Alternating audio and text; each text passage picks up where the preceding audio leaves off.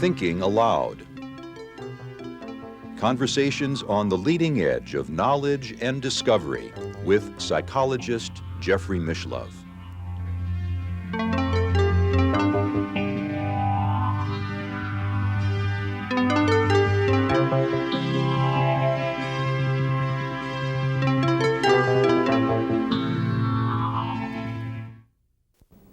Hello and welcome.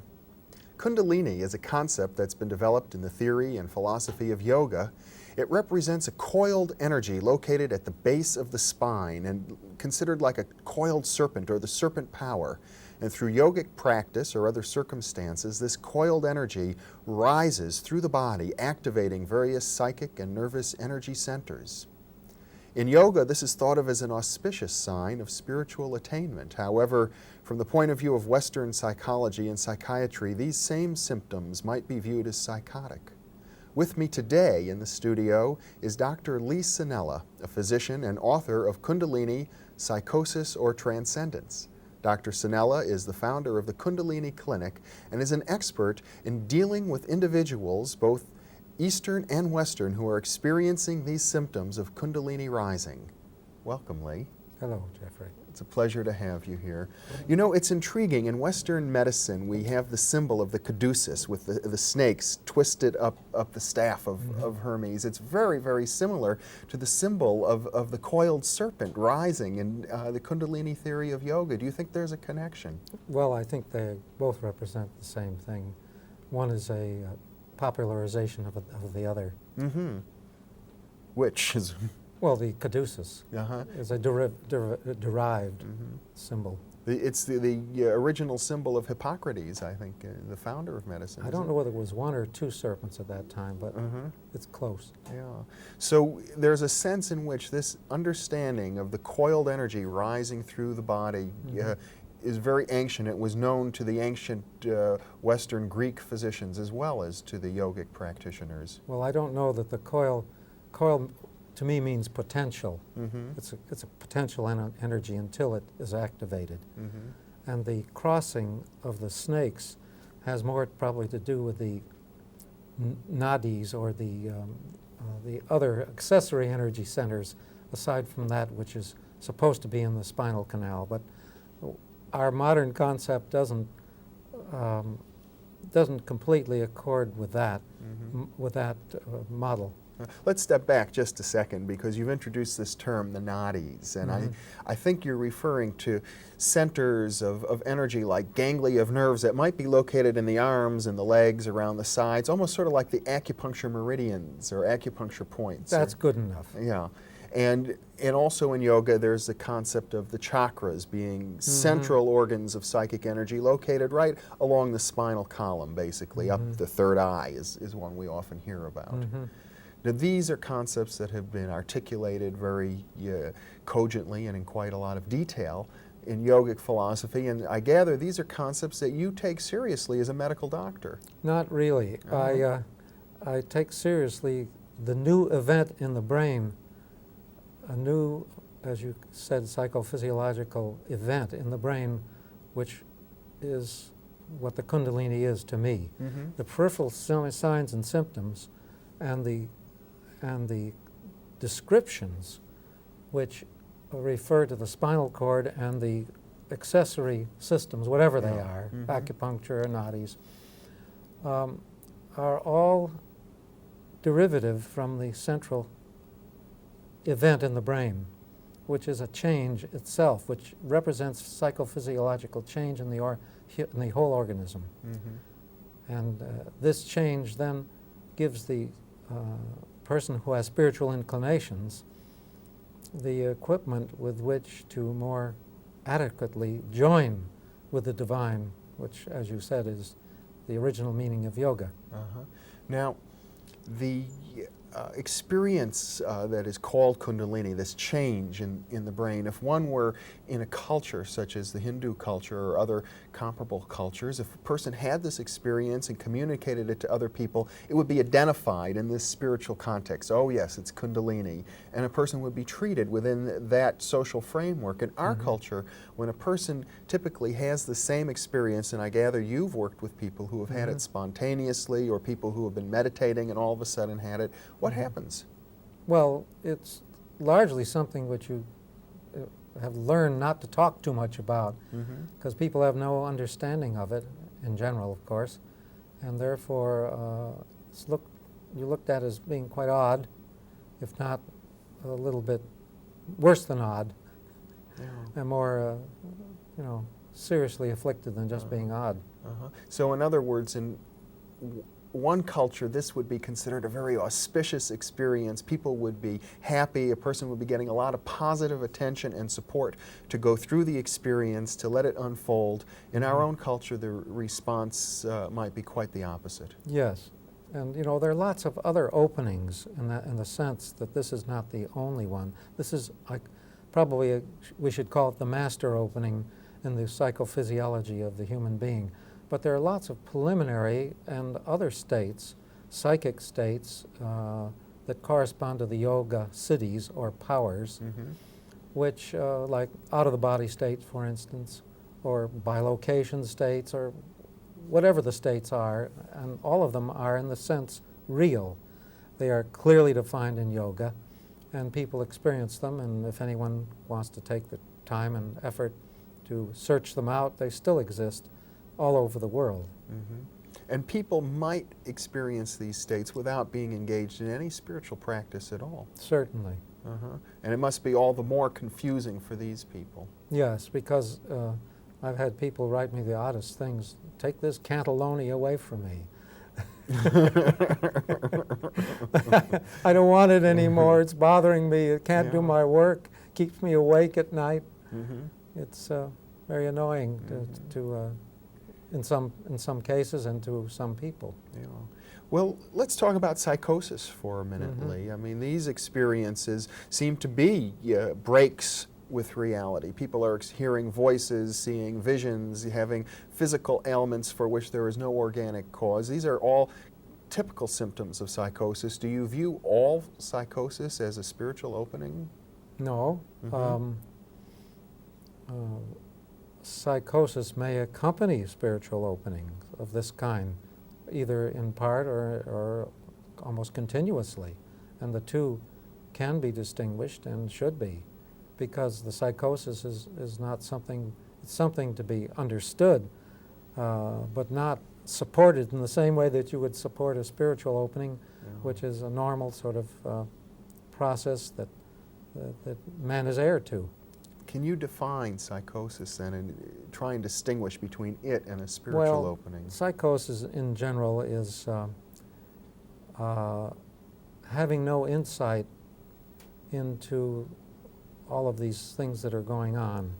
It is aberration without understanding of that aberration as being aberrated. And that's a crude definition, but you get a very clear idea of what is psychotic and what is not simply by talking to someone in the ordinary way. I mean, they might start off on a total tangent or show absolutely no emotional responsiveness to some things and a super responsiveness to others, inappropriate affect, and so forth. Often, I mean, a classic example of what we think of as psychosis are people who believe themselves to be Jesus Christ. Yeah. Now, sometimes this might represent a genuine spiritual opening, sometimes it might not. Yes. And to discern whether or not that spiritual opening is legitimate must be a very subtle and delicate thing to do. Well, it is, and it could change from moment to moment in the person if they were relatively unstable. Now, you, in working in developing the procedures in the Kundalini clinic, have spent a lot of time with people who are having genuine spiritual openings that would appear to be psychotic and need support within our Western context to get through that. Well, yes, that's the primary mode of treatment, is support for that part of it, which is, as I say, explainable and understandable in historical and cross-cultural terms, because this appears in all cultures. And that part which is universal to man also, which is his aberrated state. I would suppose that the basic kind of support that could be offered is just to be with that person and to let them communicate with you what they're experiencing as they experience it without judging them. Well, that's I would say that's the primary mode of therapy. Yeah. Yeah. Does it involve, for example, meditating together with them? It does sometimes. It could, certainly, if that is something that comes natural to the therapist. Yeah. If it's not, that's a different matter. Some of us are talented in that way, and some of us are talented in other ways, and some of us like to massage, manipulate, and so forth. Yeah. Well, I would think a big problem that a person would have experiencing a Kundalini experience or spiritual opening would be how it would affect their relationships with their family, with their spouse or loved ones, with their children. How are they going to communicate what's happening to them to other people who may have no context within which this would make sense at all? It's very difficult. That's one of the main difficulties, and that's why lots of people get more unstable than they need to be, because they don't have this outlet and they don't have the understanding that surrounds them. And it's quite difficult, and also they are apt to become quite grandiose about it as a compensation for the put down or let down that they feel. Yeah. Well, what's your prognosis for cases like this? Do they get better after a while? How long does it typically take? Oh yeah, they all get better in the sense that it cools off. It may take anywhere from, some people are furious because they've only had the experience once.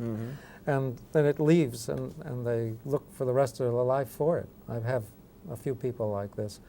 Other people get very tired of it after 10 or 12 years.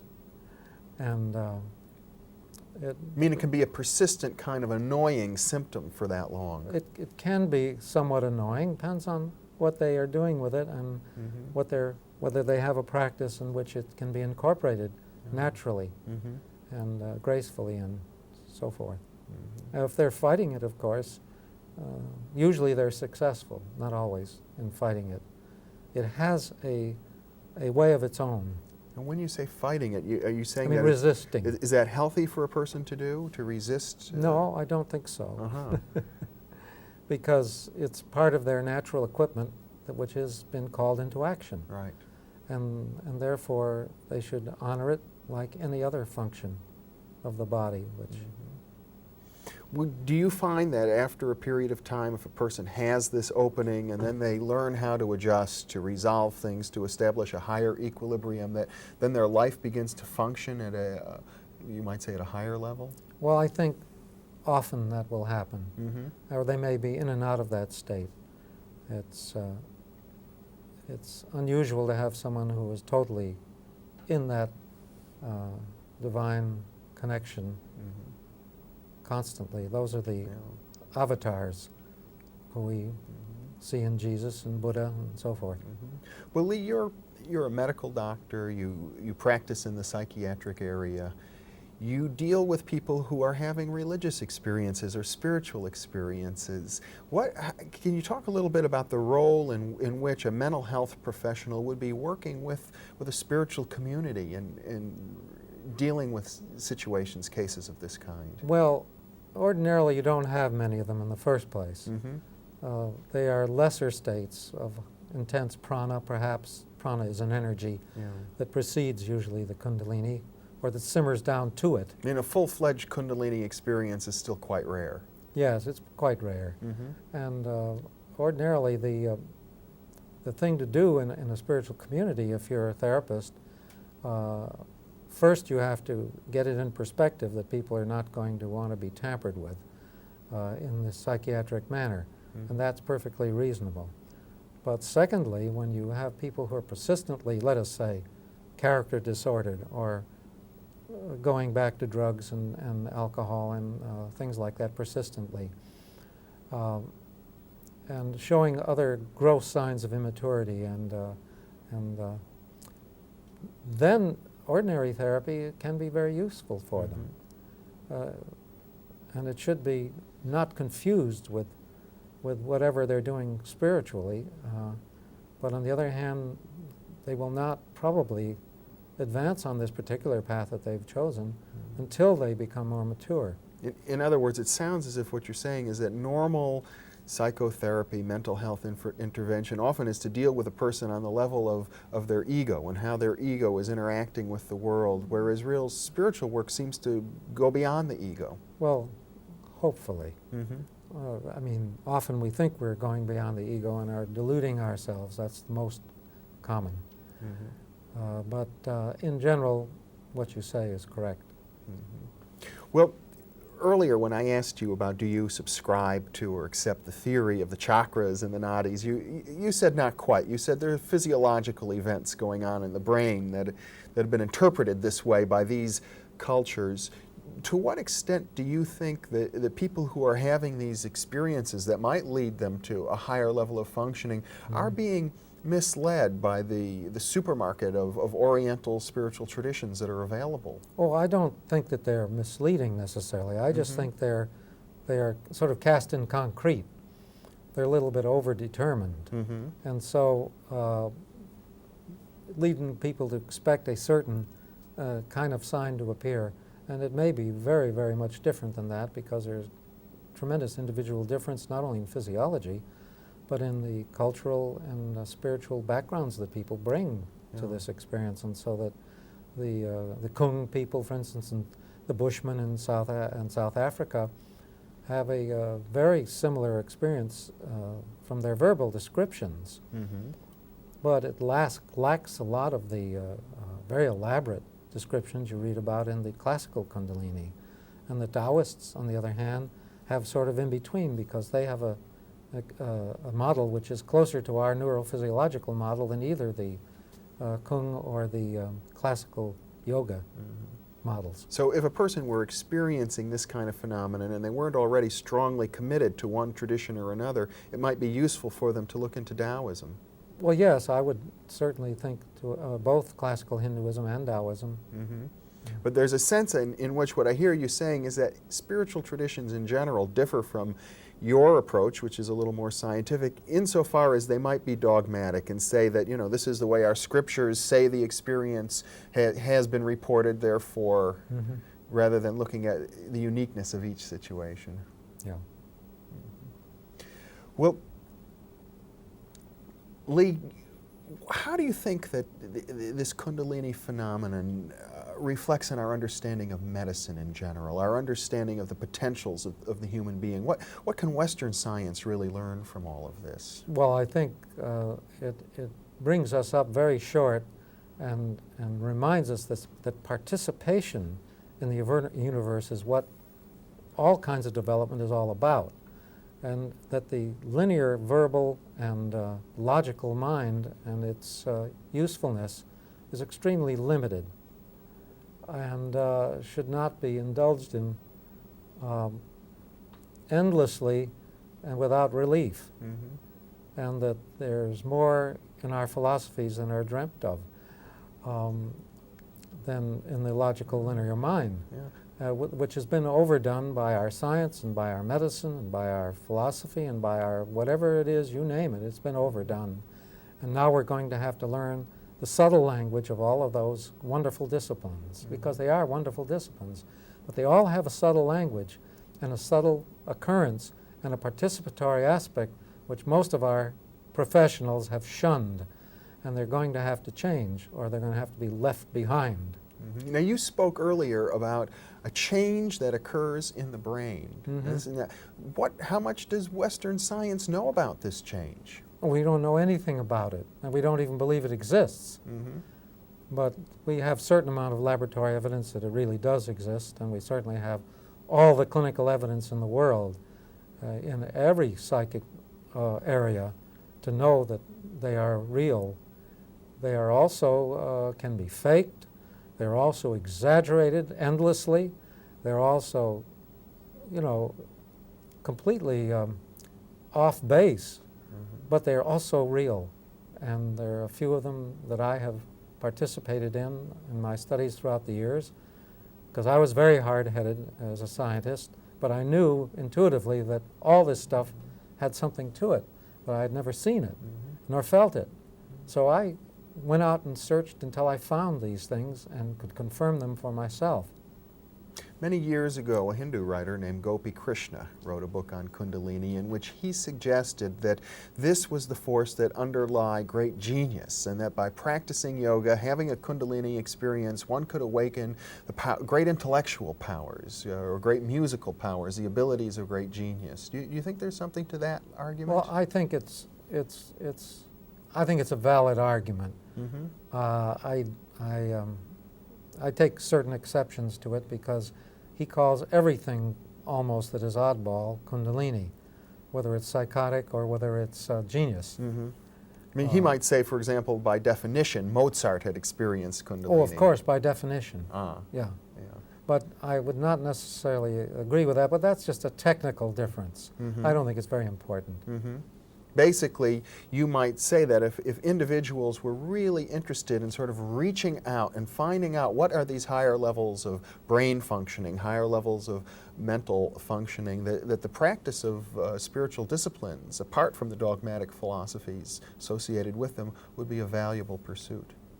Well, yes, I think it's always valuable to develop your real and true and transcendent aspects. Yeah. Now, let me ask you a personal question since you've brought this up. What kind of practices do you engage in this regard? Oh, I've engaged in so many different practices. I would bore you to tears telling you about them through my active search for... well, I know you and I were involved in Taoist yoga exercises sure. together 10 years ago, absolutely. Lee. I've been in a dozen or more disciplines for years of them each. I haven't looked at them in a cursory manner. But the search itself is a sign of certain fundamental work that hasn't been done in our psyches and our character and so forth. And what is that? Well, you see, we are very reactive creatures, and even from the event of birth, we have developed certain kinds of defenses and certain kinds of constrictions that push us into this ceaseless searching. And of course it's all here. You don't have to go any other place for it. It's all here.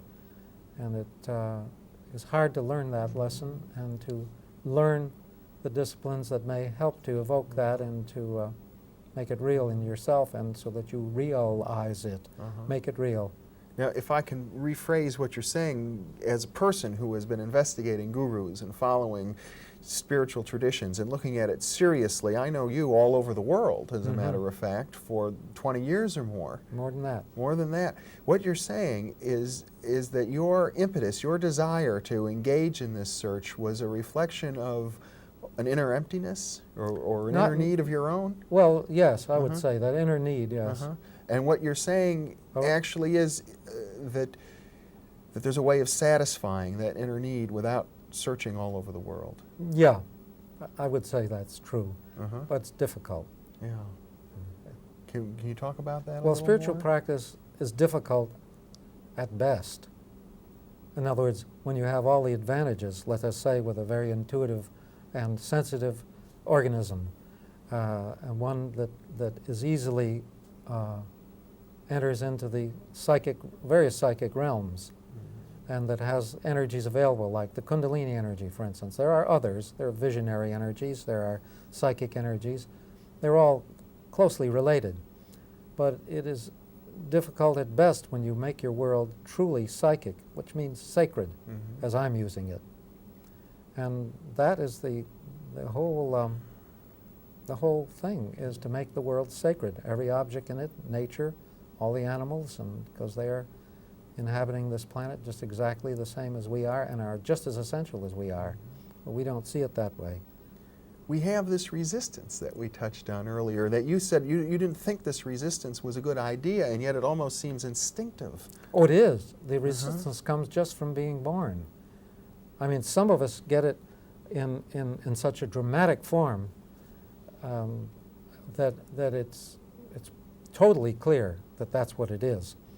a certain kind of way we reacted when we were very small, to our separation from Mother and separation from all those other people and beings out there who are all potential enemies when they're separate from us. But we are totally one with all of life. And that's what we have to relearn. Without going on a 30-year search around the world, are there other ways that, how does one get through that resistance? How does one experience the more natural state? Well, for one thing is you find teachers or teachings that reflect in a clear Western way, for us Westerners, what that's all about. Mm-hmm. And that's not easy, but it's available, and we don't have to suffer quite so much. But on the other hand, Westerners are very ill-equipped to do spiritual practice, and it's my experience from myself that we have tremendous resistance to surrendering and to communion with the whatever you want to call it, the Great Spirit or the Divine or the Infinite, yeah. Or the Cosmos. It's all one Mm-hmm. to me. The words are just different labels. Yeah. Is there some sense in which we could maybe appreciate our resistance, even to the extent of kind of respecting it, nurturing the resistance itself as being a part of our divine nature?